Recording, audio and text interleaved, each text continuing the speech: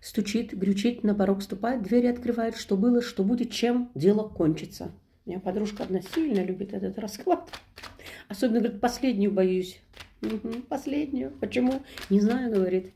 Чем дело кончится, как будто прям вот, понимаешь, кирпичом, говорит, по голове. Чем оно вдруг кончится. Ну, и, говорит, боюсь самой последней карты.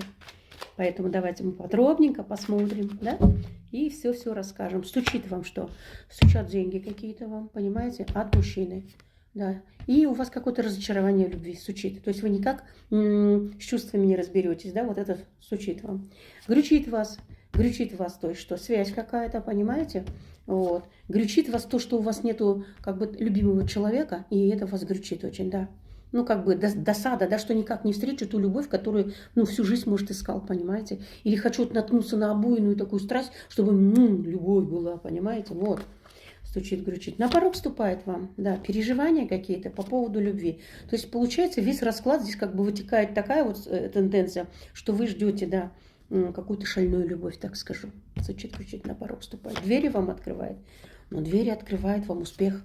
Двери открывает вам как бы предложение, да, как бы вступить в какие-то отношения даже, да, даже получается, знаете, будут предлагать вам, да, жениха или невесту, но вы связаны еще какими-то другими своими прошлыми, понимаете, сочинениями в своей жизни. Стучит, грючит, на порог ступает, дверь открывает.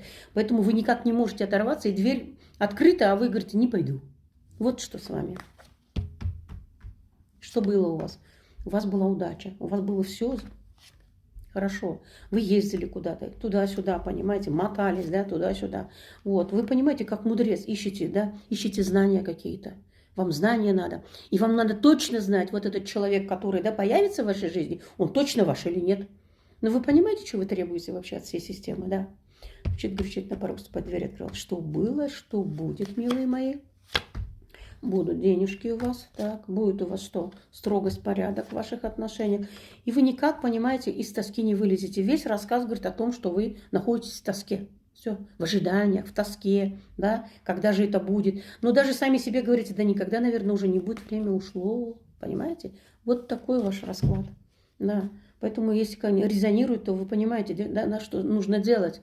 Нужно всех простить, отпустить, как я говорю. Вот, и чем дело кончится. Видите, вам нужно все старое трансформировать и поблагодарить. То, что у вас там было, да, прибило к стенке, как я говорю, чувства, вам вот эти чувства все, видите, они мертвые, умерли, блин, и умерли к себе. Поэтому, получается, вот это все вам нужно отпустить, конечно. И тогда у вас согреется душа, понимаете? И тогда вы поймете, что вы достойны самого себя и отношений, милые мои. Удачи всем!